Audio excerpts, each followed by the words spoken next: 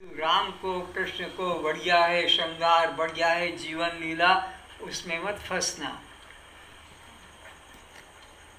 वो ही ब्रह्म है। इस प्रकार पिता का उपदेश सुनकर भृगु ऋषि ने ब्रह्मचर्य और शम दम आदि नियमों का पालन करते हुए समस्त भोगों को त्याग पूर्वक संयम से रहते हुए पिता के उपदेश पर विचार किया। तो अब वो तो बालक था, किशोर से ऊपर उम्र हो गई थी, तो ब्रह्मचर्य का पालन किया और भोगों से, खेलों से वैराग्य लेकर पिता के उपदेश का एकांत में बैठकर विचार करने लगा। पिता ने कहा था कि देख, अन्न के मार्ग से, प्राण के मार्ग से, मन के मार्ग से चलकर परमात्मा तक पहुंचा जा सकेगा। बद्रीनाथ का, केदारनाथ का, अयोध्या का रास्ता नहीं बताया कि इधर से जाना कि वहाँ जाना, बल्कि सीधा कहा इस माध्यम से चलना। यह उनका तप था। तो इस तप के द्वारा पिता ने कहा कि देख, आज तक जिसने भी परमात्मा को पाया है, अंदर पाया है। पहली बात पक्का कर ले कि आज तक पृथ्वी पर जिसने भी परमात्मा को पाया है, अपने ही अंदर पाया है। परमात्मा सब प्राणियों के हृदय में ही विद्यमान रहता है। तो इसको विचार रूपी तप से प्राप्त कर। विचार रूपी तप, विचार रूपी तप एक तप होता है हठ योग का, धूप में नंगे पांव चलना, बरसात में बाहर बैठे रहना, भीगते रहना, ठंड में बिना कपड़े पहने कप कपाते रहना और करना, या कहीं भोजन छोड़ देना, पानी पे जीना, फलों पे, ये पाखंड मत करना। ये लोगों को देखकर तू ढोंग मत करना। तू विचार रूपी तप से ही इस परमात्मा को पाएगा। तो विचार रूपी तप कर।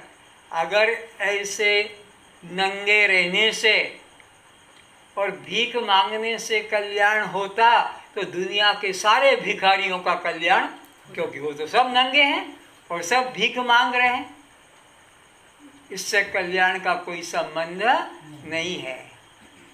इसलिए तप, विचार रूपी तप को कर। इस प्रकार विचार रूपी तप करके उन्होंने क्या किया, यह आगे बताई गई है। अब उसने 1 साल तक विचार रूपी तप करके और अनुभव किया।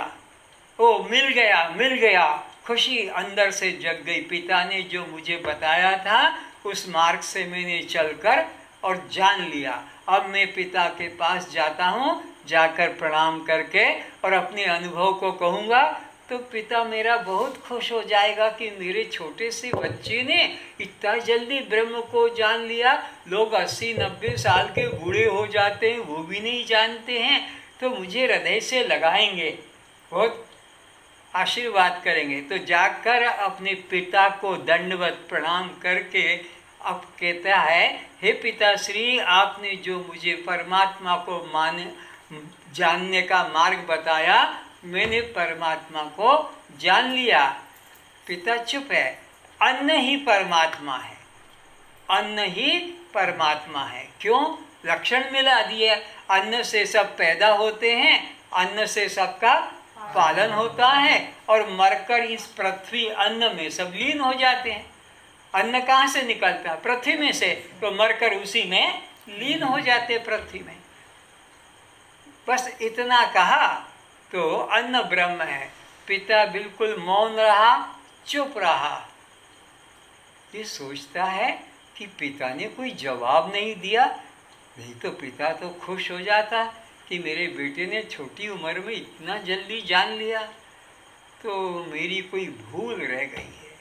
तो इस बच्चे ने फिर कहा, हे पिताश्री, अगर मैंने परमात्मा को ठीक ठीक नहीं जाना है तो आप मुझे मार्गदर्शन कीजिए। तब पिता ने सोचा इसको निराश करना तो ठीक नहीं, नहीं तो ये मार्ग से भटक जाएगा। इसलिए कहा हाँ, विचार रूपी तप से ही परमात्मा को जान सकेगा, तो और अपने विचार रूपी तप को बढ़ा। इस तरह से उसको कह दिया। पढ़ो। भृगु ने पिता के उपदेश अनुसार यह निश्चय किया कि अन्न ही ब्रह्म है, क्योंकि पिताजी ने ब्रह्म के जो लक्षण बताए थे वे सब अन्न में पाए जाते हैं। समस्त प्राणी अन्न से परिणामभूत वीर्य से उत्पन्न होते हैं। अन्न से उनका जीवन सुरक्षित रहता है और मरने के बाद अन्न स्वरूप इस पृथ्वी में ही प्रविष्ट हो जाते हैं। इस प्रकार निश्चय करके वे पुनः अपने पिता वरुण के पास आए। आकर अपने निश्चय के अनुसार उन्होंने सब बातें कही। पिता ने कोई उत्तर नहीं दिया। उन्होंने सोचा, इसने अभी ब्रह्म के स्थूल रूप को ही समझा है, वास्तविक रूप तक इसकी बुद्धि नहीं गई है। तो अभी इसने किसको जाना है? ब्रह्म के स्थूल रूप को। इन्हें देह को ही ब्रह्म माना है। देह अन्न से पैदा होता है, देह अन्न से सुरक्षित रहता है और देह अन्न में। तो इसने अभी तो स्थूल को जाना। परमात्मा तो सूक्ष्म है और अंदर जाएगा तब उसका पता लगेगा। इसलिए पिता ने उसके अनुभव को सुनकर चुप रहे। अतः इसे तपस्या करके अभी विचार करने की आवश्यकता है। तो पिता ने क्या सोचा, इसको थोड़ा अभी और तपस्या विचार बढ़ाना है, क्योंकि अभी तो स्थूल तक पहुंचा है। परमात्मा तो और अंदर है। पर जो कुछ इसने समझा है उसमें इसकी तुच्छ बुद्धि कराकर अश्रद्धा उत्पन्न कर देने में भी इसका हित नहीं है। अतः इसकी बात का उत्तर न देना ही ठीक है। पिता से अपनी बात का समर्थन न पाकर भृगु ने फिर प्रार्थना की, भगवान, यदि मैंने ठीक नहीं समझा है तो आप मुझे ब्रह्म का तत्व समझाइए। कब ये प्रार्थना की? जब इसने अपने अनुभव को प्रकट करके बताया कि अन्न ही ब्रह्म है, तो पिता ने उसका समर्थन नहीं किया और उसको कहा कि यह तो अभी ब्रह्म के स्थूल रूप को जाना है, सूक्ष्म रूप को नहीं जाना। इसलिए इसको निराश नहीं करना है, बल्कि और उत्साहित करना है कि ठीक है, तुमने जो जाना है अभी और जानने को है, तो और विचार रूपी तप को आगे बढ़ाओ। तब वरुण ने भृगु से कहा, तू विचार रूपी तप के द्वारा ब्रह्म के तत्व को समझने की कोशिश कर। किसके द्वारा? विचार रूपी तप के द्वारा। कर्म, भक्ति, पूजा, पाठ, योग, तंत्र, मंत्र, इसमें कुछ नहीं, सीधा विचार। क्यों? अविचार से बंधन है और विचार से बंधन टूट जाता है। बस इतना ही अंतर है। तुमने अपने को शरीर मान लिया, ये अविचार है। तुमने अपने शरीर के अंदर रहने वाले चेतन को जान लिया, ये विचार आ गया, हो गया कल्याण।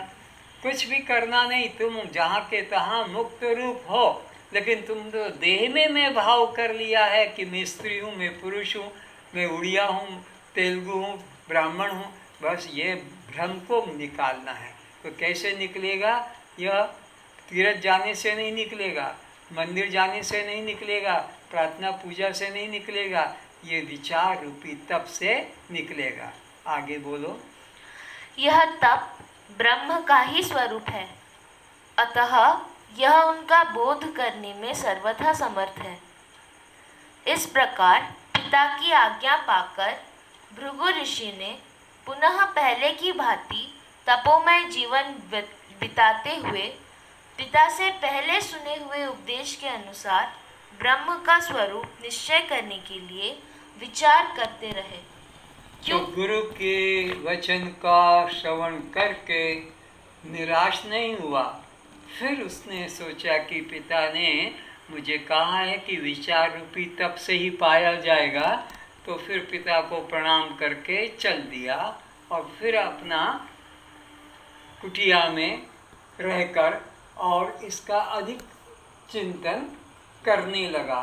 और 1 वर्ष तक फिर इसी प्रकार चिंतन करता रहा और सोचा कि अब तो मैंने परमात्मा को जान लिया है, क्योंकि प्राण ही परमात्मा है। प्राण से ही सब जिंदा रहते हैं, प्राण ही से जीवन चलता है, और प्राण निकल जाने से ये प्राण ही परमात्मा है। वो मेरे पिताजी ने जो भी मेरे को उत्तर नहीं दिया वो ठीक, क्योंकि मैं तो अन्न को ही ब्रह्म मान लिया था, लेकिन प्राण ही ब्रह्म है, ऐसा अब अनुभव प्रकट हुआ। और चला पिताजी के पास जाकर फिर दंडवत प्रणाम किया और अपना अनुभव 1 साल का कहा कि हे पिताश्री, अब मैंने आपके बताए अनुसार प्राण को परमात्मा जाना है कि प्राण ही परमात्मा है, क्योंकि परमात्मा के लक्षण प्राण में मिलते हैं। आपने क्या बताया था, जिससे सब उत्पन्न होते हैं, जिससे सबका जीवन चलता है और जिसमें सब लीन होते हैं। तो प्राण ही, जिंदा आदमी ही तो कोई को बच्चा पैदा करेगा, मुर्दा तो बच्चा पैदा, तो प्राण से ही तो उत्पन्न हुआ जीवन, और प्राण से ही वो जिंदा रहता है, और प्राण निकल जाने पर लीन हो जाता है। तो अब ये पिताश्री को जाकर मैं कहता हूँ, और जाकर पिता को दंडवत प्रणाम करता है, और जाकर ये अपना अनुभव प्रकट करता है। अंदर से सोच रहा है अब तो पिता जरूर मुझे छाती से लगाएंगे, अब तो जरूर मुझे धन्यवाद देंगे, क्योंकि मैंने परमात्मा को जान लिया है। आगे पढ़ो।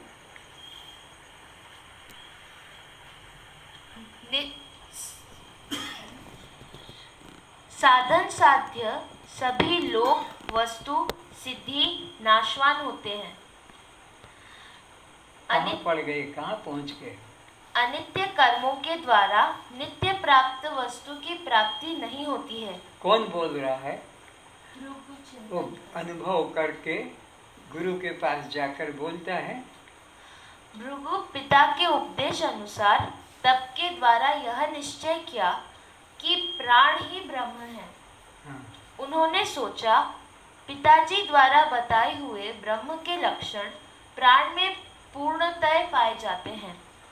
समस्त प्राणी प्राण से उत्पन्न होते हैं, अर्थात एक जीवित प्राणी से उसके सदृश दूसरा प्राणी उत्पन्न होता है। स्त्री पुरुष के माध्यम से ही जिंदा स्त्री पुरुष है, तभी तो वो एक दूसरे संतान को जन्म देता है। तथा सभी प्राण से ही जीते हैं। यदि श्वास का आना जाना बंद हो जाए, यदि प्राण द्वारा अन्न ग्रहण न किया जाए तथा अन्न का रस समस्त शरीर में न पहुंचाया जाए, तो कोई भी प्राणी जीवित नहीं रह सकता है। क्या समझे कि अन्न से ही यह प्राण चलते हैं। अगर अन्न न लिया जाए और उसका रस सब जगह न मिले तो यह प्राण निकल जाएंगे। इसलिए अब सोच रहा है कि ये प्राण ही ब्रह्म है। और मरने के बाद सब प्राण में ही प्रविष्ट हो जाते हैं। यह प्रत्यक्ष देखा जाता है कि मृत शरीर में प्राण नहीं रहते, अतः निस्संदेह प्राण ही ब्रह्म है। यह निश्चय करके वे पुनः अपने पिता वरुण के पास गए। पहले की भांति अपने निश्चय के अनुसार उन्होंने पुनः पिता से अपना अनुभव निवेदन किया। पिता ने फिर भी कोई उत्तर नहीं दिया। उन्होंने सोचा कि यह पहले की अपेक्षा तो कुछ सूक्ष्मता में पहुंचा है। पिता ने सुन लिया उसके अनुभव को और ये अपेक्षा कर रहा कि पिता तो खुश हो जाएगा कि मेरे बेटे ने परमात्मा को जान लिया, लेकिन पिता ने पहले की तरह ही इस वर्ष भी कोई उत्तर और मौन रहे। तो अब ये मन में सोच रहा कि जरूर मेरी कोई भूल है, क्योंकि अगर सही होता तो पिता तो मेरे को कुछ तो उत्तर देते। तो फिर यही प्रार्थना करता है कि हे पिताश्री, अगर मैंने परमात्मा को ठीक नहीं जाना तो आप फिर मुझे मार्गदर्शन कीजिए। परंतु पिता ने सोच लिया कि मन में कि ये अभी उन्नति के सोपान पर चढ़ रहा है। पहले तो स्थूल शरीर को ही समझा, अब उससे अंदर आ गया सूक्ष्म, क्योंकि प्राण तो सूक्ष्म है, तो स्थूल से तो निकल गया, लेकिन अब सूक्ष्म में अटक न जाए, इसलिए इसको आगे बढ़ाना है और आगे ले जाना है। वो परमात्मा तो सूक्ष्म से भी सूक्ष्म है, तो इसलिए चुप रहे। फिर ये जिज्ञासा करता है कि हे पिताश्री, मैंने नहीं समझा है तो आप मुझे फिर से उपदेश करो। अब क्या पिता कहते हैं? तब वरुण ने पुनः वही बात कही, तू विचार रूपी तप कर, तप द्वारा ब्रह्म को जानने की चेष्टा कर। यह तप ही ब्रह्म है, अर्थात ब्रह्म के तत्व को जानने का यही प्रधान साधन है। इस प्रकार पिताजी की आज्ञा पाकर भृगु ऋषि फिर उसी पर विचार करते रहे। तो इस प्रकार पिता ने उसको दूसरी बार भी यही उपदेश दिया कि तू विचार रूपी तप कर और विचार को आगे बढ़ा, ज़्यादा से ज़्यादा विचार कर। विचार ही से परमात्मा को पाया जाएगा। ये तप ही परमात्मा को पाने का एकमात्र साधन है। इस प्रकार सुनकर प्रणाम करके फिर भृगु अपने साधन के लिए चल पड़ा, और इसी तरह पिता के हुए वचन के अनुसार सोचता गया कि अन्न भी परमात्मा नहीं है और प्राण भी परमात्मा नहीं है, पर ये परमात्मा को पाने के स्थूल रूप हैं। अन्न भी परमात्मा स्थूल रूप में, प्राण भी परमात्मा स्थूल रूप में है, सूक्ष्म तो और इससे आगे है। पढ़ो। इस बार भृगु ने पिता के उपदेश अनुसार यह निश्चय किया कि मन ही ब्रह्म है। अब और आगे बढ़ा, अन्न से ऊपर उठा, प्राण पर गया। प्राण से ऊपर उठकर विचार रहा है कि अरे अरे, ठीक मेरे पिता ने मेरे को समर्थन नहीं दिया। अन्न भी ब्रह्म नहीं, प्राण भी ब्रह्म नहीं, मन ब्रह्म है। क्योंकि मन से ही आदमी विचार करता है, गृहस्थी बनाने का, शादी करने का, बच्चा पैदा करने का, मकान बनाने का, जीवन निर्वाह का।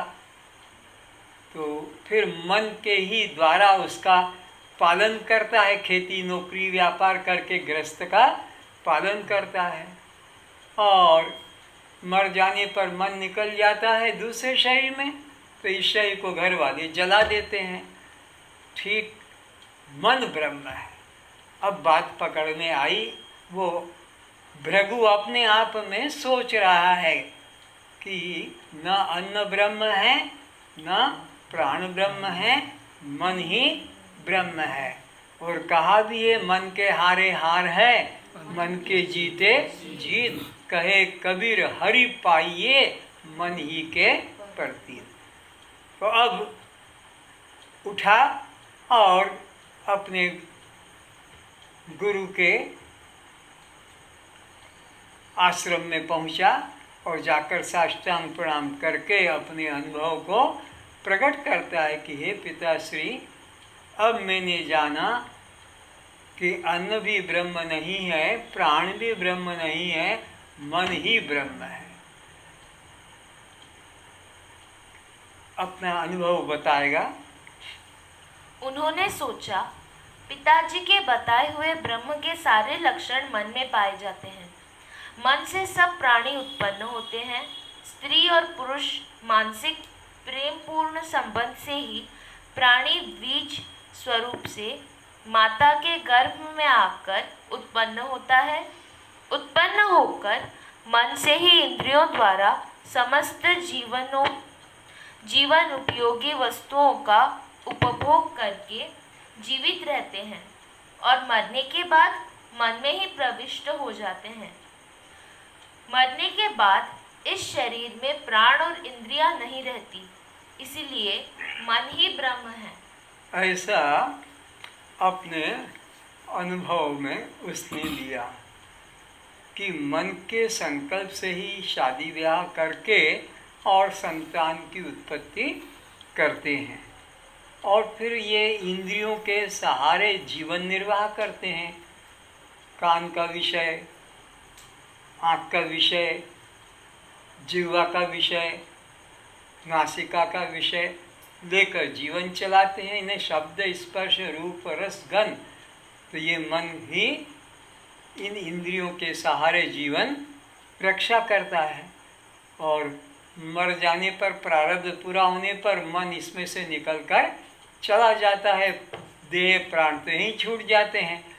तो मन ब्रह्म है, ये विचार निश्चय किया। आगे पिता को जाकर क्या कहते हैं? पहले की भांति अपने पिता वरुण के पास गए और उन्होंने अपने अनुभव की बात पिताजी को सुनाई। इस बार भी पिता से कोई उत्तर नहीं मिला। पिता फिर भी चुप रहा। पिता ने सोचा स्थूल से निकलकर सूक्ष्म में आया है, पर सूक्ष्म से भी वो तो अति सूक्ष्म है, तो इसको और अभी 2 कदम आगे बढ़ना है। इसलिए इसको निराश नहीं करना है, उत्साहित करना है। कैसे? मैं मौन रहूँगा तो इसको जिज्ञासा जगेगी कि अरे अभी भी पिता ने समर्थन नहीं किया है, तो अभी भी मेरी कोई भूल है। पिता अपने आप बताएगा। तो आगे बोलो। पिता ने सोचा, यह पहले की अपेक्षा तो कभी गहराई में उतरा है, परंतु अभी इसे और भी गहराई से विचार करना चाहिए, अतः उत्तर न देना ही ठीक है। पिता से अपनी बात का उत्तर न पाकर भृगु ने पुनः पहले की भांति प्रार्थना की, भगवान, यदि मैंने ठीक से नहीं समझा हो तो कृपया आप मुझे ब्रह्म का तत्व समझाइए। तब वरुण ने पुनः वही उत्तर दिया, तो विचार रूपी तप द्वारा ब्रह्म के तत्व को जानने की इच्छा कर। यह विचार रूपी तप साधन ही ब्रह्म है। बस इसीलिए मैं कहता हूँ कि 1 घंटा सुन के ऐसे ही जाके सो मत जाओ। 10 मिनट 15 मिनट विचारो। ये विचार रूपी तप से ये परमात्मा प्रकट होगा। और बिना विचारे बस खा पी के सो गए, पर काम धंधे में दिन में लग गए, कथा के समय कथा सुन लिया। सुनने मात्र से कल्याण नहीं होगा, जीवन भर सुनते रहो, कुछ कल्याण नहीं होगा। वो सुनी हुई बात को अपने अंदर धारण करना है, विचार करना है। ऐसा मेरे को अपने अंदर अनुभव हुआ कि नहीं? ऐसा नहीं हुआ तो मुझे अनुभव करना है। ऐसा मैंने जाना कि नहीं जाना? नहीं जाना तो मुझे जानना है। ऐसा इसको विचार करना ही चाहिए। तो बार बार पिता उसको एक ही बात कहता है कि और विचार रूपी तप करो। वस्तु सिद्धि विचारेण न किंचित कर्म कोटि भी। ब्रह्म को जानने का इससे बढ़कर दूसरा कोई उपाय नहीं है। इस प्रकार पिता की आज्ञा पाकर भृगु ने पुनः पहले की भांति संयम पूर्वक रहकर पिता के उपदेश पर विचार किया। विचार करके उन्होंने यही निश्चय किया कि यह विज्ञान स्वरूप चेतन जीवात्मा ही ब्रह्म है। अब वो 1 कदम और आगे बढ़ा। अरे अरे, ये अन्न भी ब्रह्म नहीं है, ये प्राण भी ब्रह्म नहीं है, ये मन भी ब्रह्म नहीं है। ये जो विज्ञान स्वरूप जीवात्मा है, जिसके द्वारा ये शरीर सब काम अपना अपना कर रहा है, आँख देखने का, कान सुनने का, वाणी बोलने का, नाक सूंघने का, मन सोचने विचारने का और बुद्धि निश्चय करने का, जिस शक्ति से काम हो रहा है वो पावर है, विचारने योग्य है। ये हीटर, कूलर, पंखा, टीवी जिस शक्ति से चल रहे हैं वो शक्ति बिजली है। ये पंखा, टीवी, कूलर ये तो यंत्र हैं उसके उपयोग के। तो ये यंत्र हैं सुनने का, ये यंत्र है देखने का, ये यंत्र है सूंघने का, ये यंत्र है बोलने का, ये यंत्र है कर्म करने के। पर बिजली जैसे सब यंत्रों से अलग है, चैतन्य आत्मा इनसे अलग है। तो ये जो जीवात्मा है ये ब्रह्म है, ऐसा मन में उसने अनुभव किया। और अब खुशी हो रही कि अब तो पिता मेरे को जरूर अपने हृदय से लगाएगा, क्योंकि मैंने ब्रह्म को जाना है। और इस निश्चय को लेकर फिर पिता के पास जाता है, साष्टांग प्रणाम करता है, अपने अनुभव को प्रकट करता है कि हे पिताश्री, मैंने जान लिया कि यह जो विज्ञान स्वरूप जीवात्मा है यही परमात्मा है। पिता क्या कहते हैं जाके? भृगु ने सोचा, पिताजी ने जो ब्रह्म के लक्षण बताए थे वे सबके सब पूर्णतः इसमें पाए जाते हैं। ये समस्त प्राणी जीवात्मा से ही उत्पन्न होते हैं। सजीव चेतन प्राणियों से ही प्राणियों की उत्पत्ति प्रत्यक्ष देखी जाती है। उत्पन्न होकर इस विज्ञान स्वरूप जीवात्मा से ही जीते हैं। यदि जीवात्मा न रहे तो ये मन, इंद्रिय, प्राण आदि कोई भी शरीर में नहीं रह सकते। और ऐसा विचार आया क्या कि यह जीवात्मा से ही सब जी रहे हैं। एक जीवित आत्मा ही तो एक जीवित संतान को जन्म देता है, और फिर वह जीवात्मा से ही उसका जीवन चलता है। और जीवात्मा निकल कर चला गया तो उसको लोग जला देते हैं, फिर ना प्राण रहेंगे, न शरीर रहेगा, न मन रहेगा। तो ये जीवात्मा ही परमात्मा है, इस निर्णय पर निकला। अब क्या कहते हैं आगे देखो।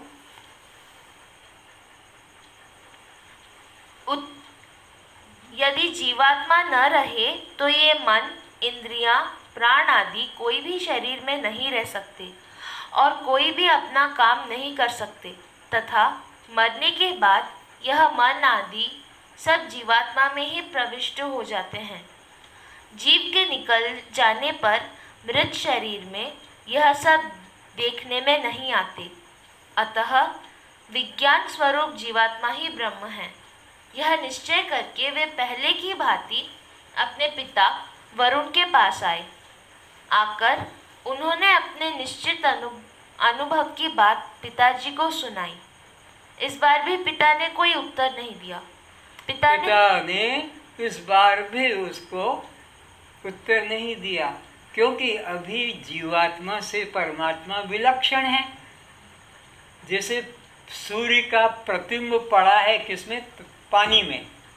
तो पानी के अंदर प्रतिबिंब पड़ा है, वो सूर्य का असली रूप तो आकाश में है, उसी का ये प्रतिबिंब है। लेकिन ये असली सूर्य तो जीवात्मा परमात्मा का प्रतिबिंब है। ये असली ब्रह्म जिसका ये प्रतिबिंब है वो बिंब ब्रह्म है। इसको एक कदम और आगे बढ़ना है, बहुत नज़दीक आ गया है, अब ज़्यादा दूर नहीं है। पिता मन में समझ गया कि अब ये आखिरी अवस्था में पहुंच जाने वाले, इसके बाद तो ब्रह्म ही है। पढ़ो। पिता ने सोचा, इस बार यह बहुत कुछ ब्रह्म के निकट आ गया है। इसका विचार स्थूल और सूक्ष्म दोनों प्रतिबिंब तक आ गया है, तो बिंब अब उससे अलग दूर उसको दिखाई नहीं पड़ेगा। जो प्रतिबिंब है तो प्रतिबिंब से बिंब पे दृष्टि चली जाएगी। इसका विचार स्थूल और सूक्ष्म दोनों प्रकार के जड़ तत्वों से ऊपर उठकर चेतन जीवात्मा तक तो पहुंच गया है। तो बाप को खुशी ये क्या हो रही है कि इसने विचार रूपी तप ठीक किया है, तो स्थूल से भी निकल गया, सूक्ष्म से भी निकल गया, दोनों से निकल गया। और उस सूक्ष्म में भी अति सूक्ष्म जो तत्व है उसको छू गया ने, जीवात्मा तक भी, जो स्थूल से भी अलग है, सूक्ष्म से भी अलग है, अति सूक्ष्म जीवात्मा तक पहुंच गया है, तो परमात्मा के नज़दीक आ रहा है।